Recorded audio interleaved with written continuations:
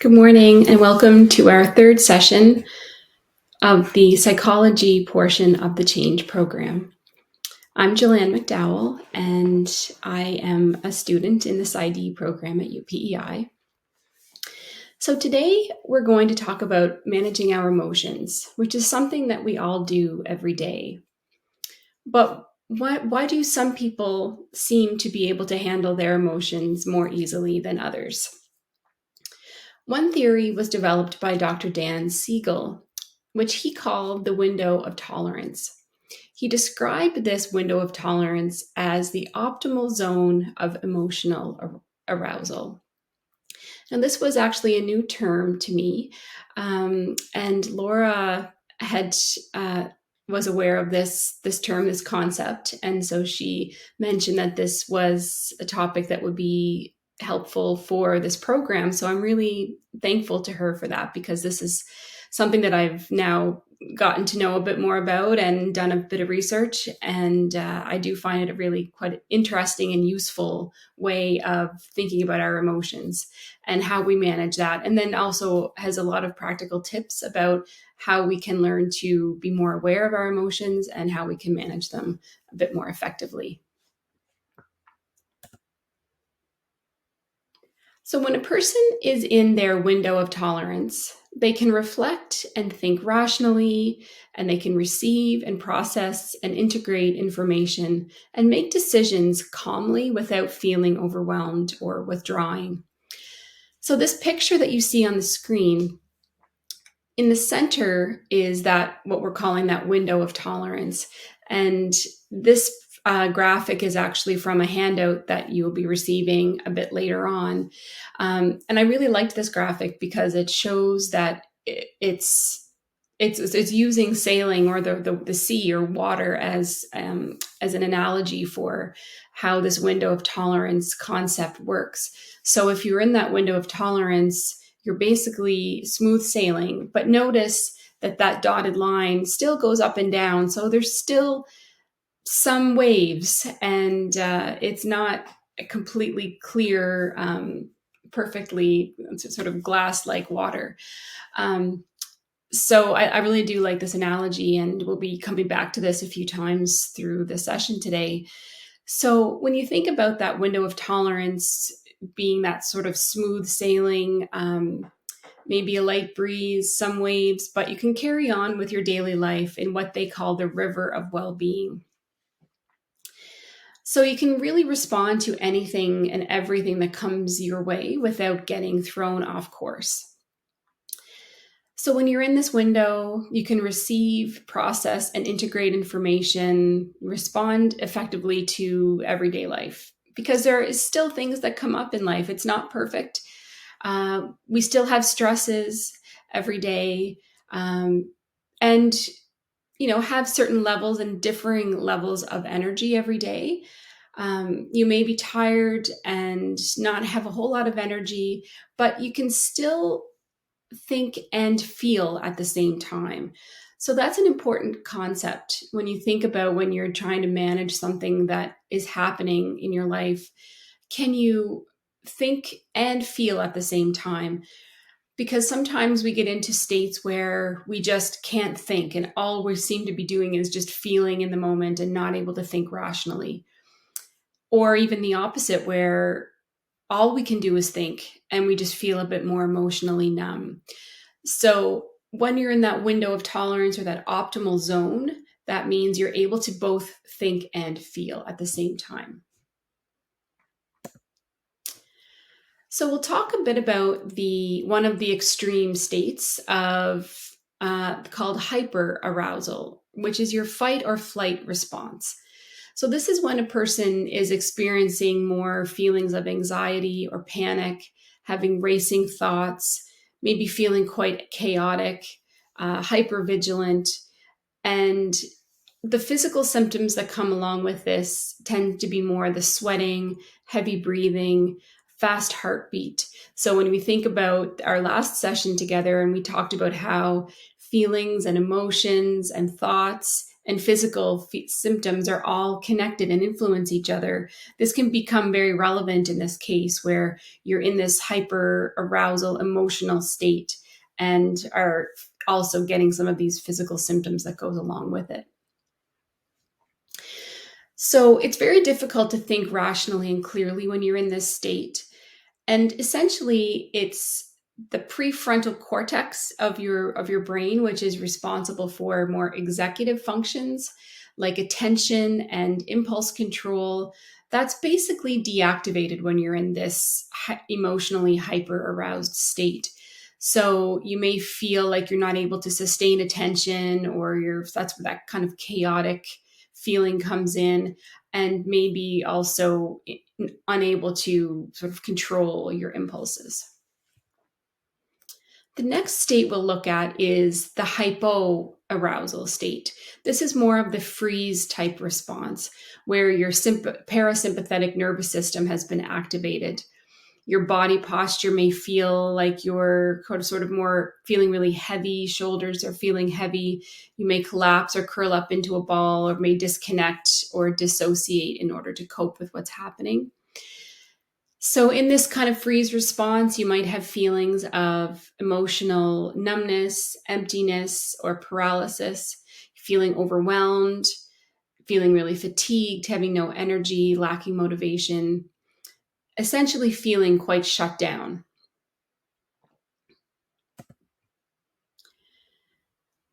So, different things can affect this window of tolerance. There can be things that are in the moment, such as just your environment and what's happening around you in the moment. It can also be impacted by things that have happened throughout your life as well. And that can affect how wide or narrow the window of tolerance is. So, you can also, though, be pushed outside of your usual tolerance zone. So most people very naturally move from time to time in and out of your window of tolerance and into these other states of hyper and hypoarousal. And when we are pushed outside of that optimal zone, it's usually due to some kind of extreme stress where the nervous system kicks in and goes into more survival mode. So either that hyper fight or flight response or the hypo more freeze type response. But when you're in either of these states, it's really difficult to process what's going on around you, what information is coming at you. You're not able to think rationally, and you're feeling quite dysregulated. That's a feeling of being kind of chaotic, and maybe you're overly rigid in your responses to things, just not able to feel what we call kind of regulated or self-regulated emotion. So an individual who has experienced trauma might respond to stressors, even minor stressors, with extreme hyper or hypoarousal. And due to their experiences, they may actually operate within this more narrowed or inflexible kind of window, where they also, therefore, get into these hyper and hypo states a little bit more quickly. So their window of tolerance, where they're able to kind of manage in that river of well-being, is much smaller, does not have as much ability to move within that window. So you're going into these more extreme states more quickly. So therefore having much more feeling of dysregulation, more thinking irrationally, and not being able to cope with what's going on.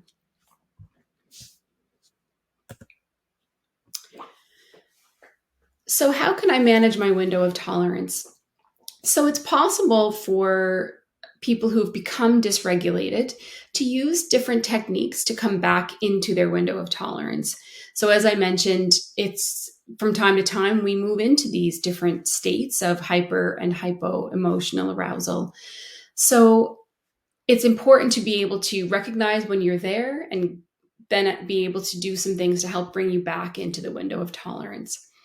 So if you're in more of that hyper aroused state, you might find it helpful to use different techniques that are more calming and settling for your mind and your body. So things like mindfulness, grounding exercises, breathing exercises, maybe listening to calming music, or going for a gentle walk. But if you're in the emotionally hypo aroused state, It can help to do things that actually activate your energy level, or maybe get your heartbeat going a little bit faster. So in this case, the walk would be more like a brisk walk, or maybe some other kind of higher intensity exercise. It can also be things like engaging socially, if that's something that you enjoy, or things that can stimulate the senses and kind of wake up the different senses in your body.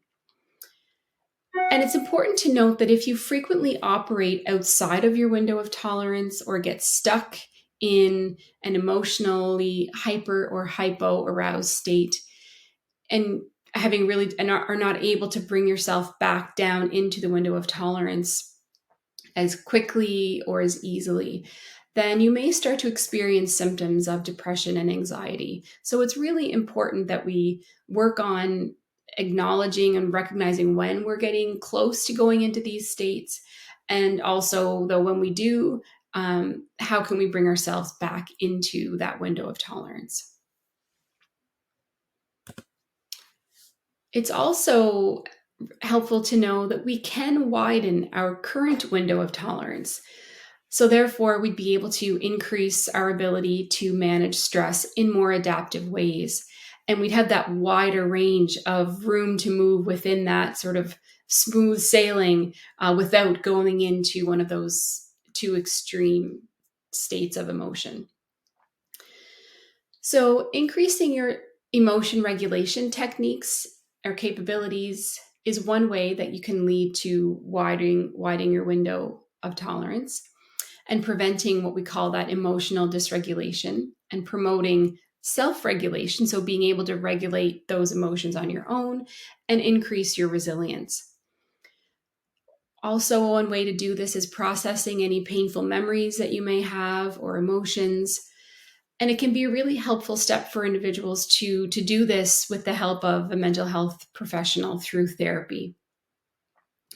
Because therapy can also provide an external source of safety for you, and a protected space, and a therapeutic connection with someone else. And it's a safe place to practice these different techniques, and being able to understand our emotions better, and really help to make connection with your emotions. So without becoming so dysregulated that you can't actually integrate or be aware of your emotions. So I'm going to talk a bit about how to go about connecting with a mental health professional towards the end of our session today. Before we do that, we're going to take a look at the handout, one of the handouts, the first one, the Mindfulness and Window of Tolerance handout. So you can pause this right now, the talk now, just for a moment as you pass out those handouts if you haven't done so already. So I'm choosing to use this handout because it was developed by the St. Joseph's Health Center, St. Michael's Hospital, and Providence Health Center in Ontario. It's called Unity Health in Toronto. And I really found this a really helpful way of looking at it. They outline what the window of tolerance is, but also bring in some really helpful tips around mindfulness and grounding exercises and a few other pieces. It's actually a really good website, which I've included the link here, and we can include it for you maybe through an email, so that you're able to go to this website, because they do have guided meditations, and they have other resources that I think are really interesting, and do connect and look at different components of the window of tolerance, and actually even how you can make a plan towards increasing your window of tolerance. So it's a really interesting website that I do recommend. So what I wanted to do today at this point is go through a few aspects of this handout that I found were really important points that I wanted to highlight. So the first one is a quote that's in the side of that first page. And it's that we can't direct the wind, but we can adjust the sails. It's maybe a quote that you've heard before. It's by Thomas S. Monson. And it's really suiting, of course, because of the analogy they're using with sailing and the waters. So it just really helps us to understand that there are things that come at us every day. There are stressors like the wind, we have no control over that, but we can adjust how we react and adapt and adjust to what comes at us. So being aware of our emotions, the window of tolerance, how we can increase our window of tolerance, how we can bring ourselves out of those other hypo and hyper aroused states can be really helpful in that. Those are all skills that enable us to basically adjust our sails. So another quote I wanted to mention, which I mentioned, I think, earlier on today already, is the sailing within a river of well-being. I just think that's a really nice way of thinking about it when you're in that window of tolerance and what it feels like to be within that window and staying within that window. Another quote is, our window of tolerance can be narrow or wide and is different for all people and at different times in our lives. So the window of tolerance is not just a static thing that we have and that we can't change. It also explains that it's different for everybody. So no one is the same. And so that helps us understand why some people react differently to different situations than we may act. So it's just helpful to be considering that it also can change at different parts in our lives depending on what's going on as well. And another quote is, when we are able to widen our window of tolerance, we can enjoy more smooth sailing regardless of the waves, obstacles, and adventures that we encounter. So again, that speaks to that concept that we're able to widen the window of tolerance. So there's always going to be waves and obstacles and things that happen, but by widening the window of tolerance, that smooth sailing can be happening in more often and enabling us to cope a little bit easier.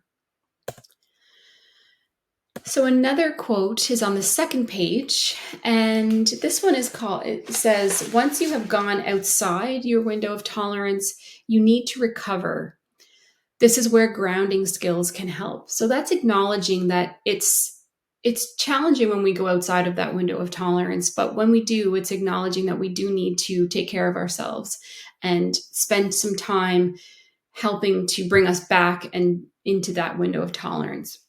So on that page also lists some different types of grounding skills, talking about deep breaths, standing tall, feeling the ground beneath you, taking a brief walk, releasing gripped hands. So you may just recognize that you're gripping your hands. And so those kinds of activities can really help ground you in the moment and become more present.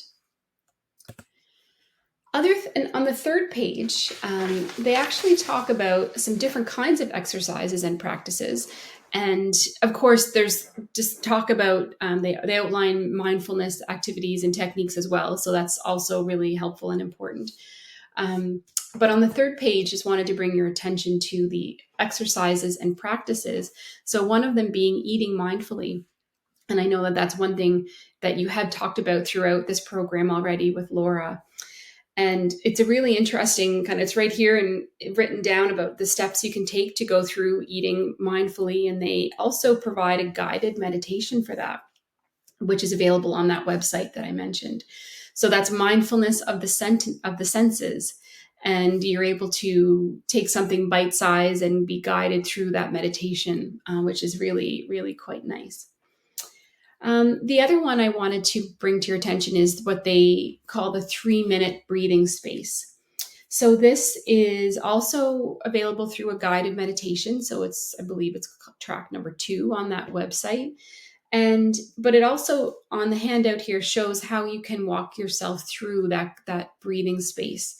And they use an acronym, AGE, AGE, which is for awareness, gathering, and expanding.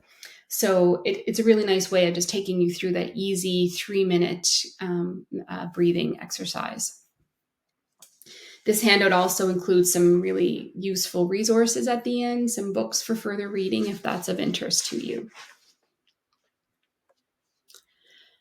Okay, so now we're going to just shift to the other handout.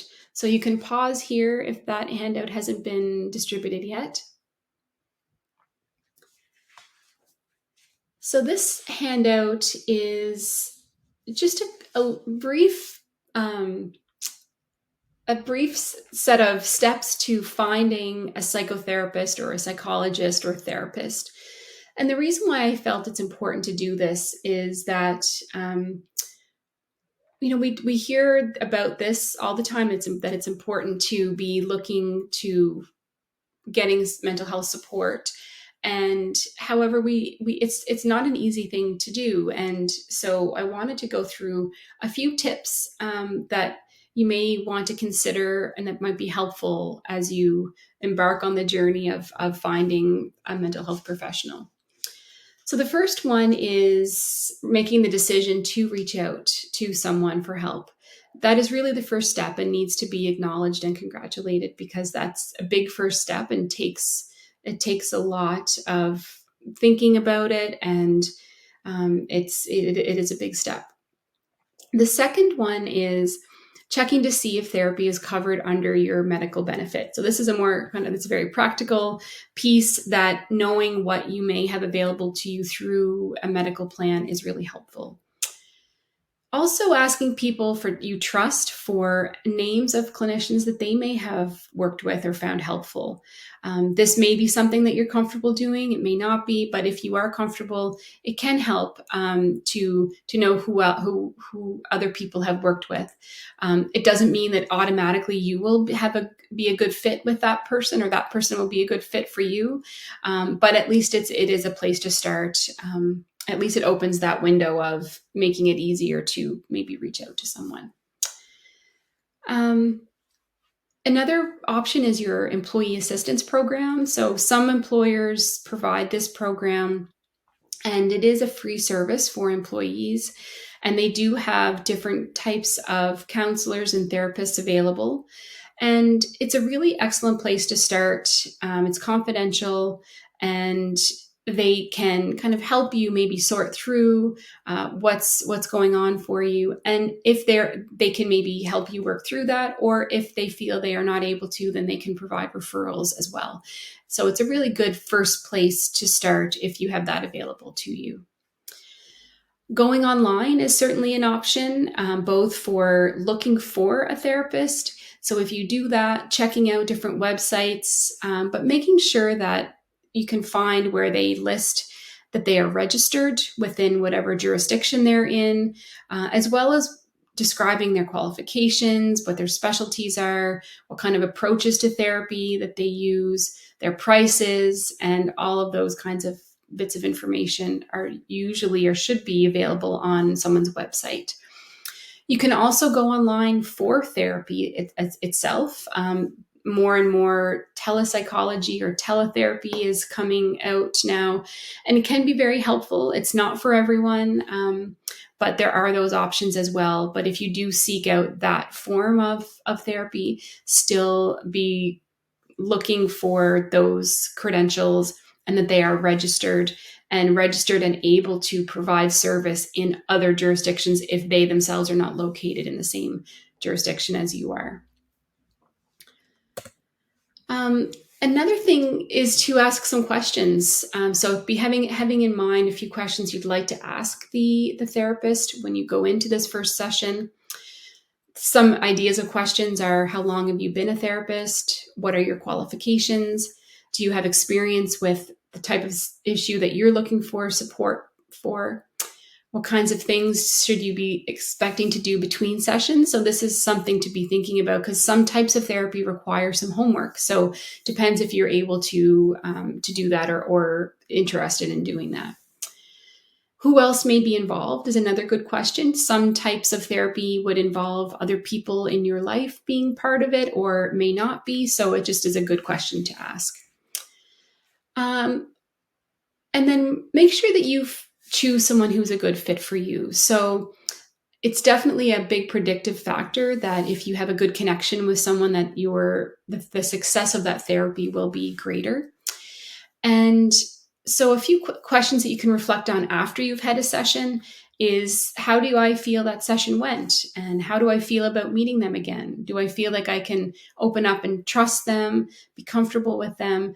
And if if you're not sure or thinking no, then it doesn't automatically mean you have to continue seeing that person.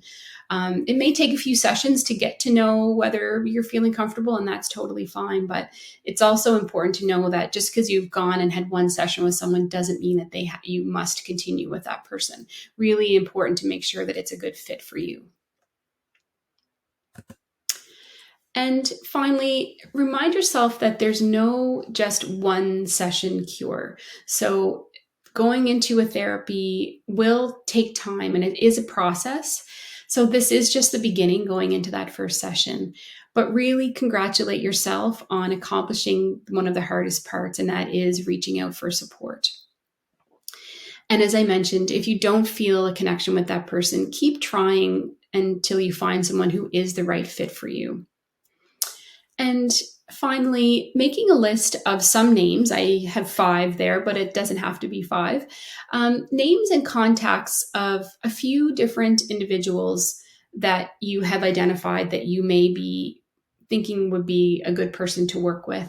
And the reason for that is that when you're in those states of more hyper and hypoarousal or outside of your window of tolerance, for whatever reason, it's more difficult to then go and kind of do this research and look for someone at that time. So if you do that research while you're within your window of tolerance, and then keeping that information in a safe place to access it when you might need it at a different time would be really helpful to do. So just a little tip to do some of that research before you're actually in one of those more extreme states.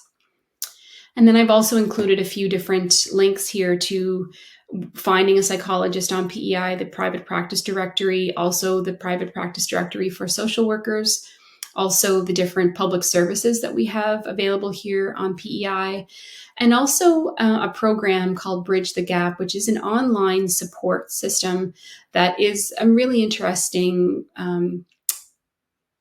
resource that you can use to look at. They provide information about different kinds of issues and different things that you may be looking for information about. So that's everything for me today. If you have any questions, please let Laura know, and we can look at getting an email set up if you have any questions, and to make sure that I'm able to try to answer any questions that you may have today. Thank you very much for listening today, and I wish you the very best in the finishing of this program, and also I hope you have a wonderful summer. Thank you.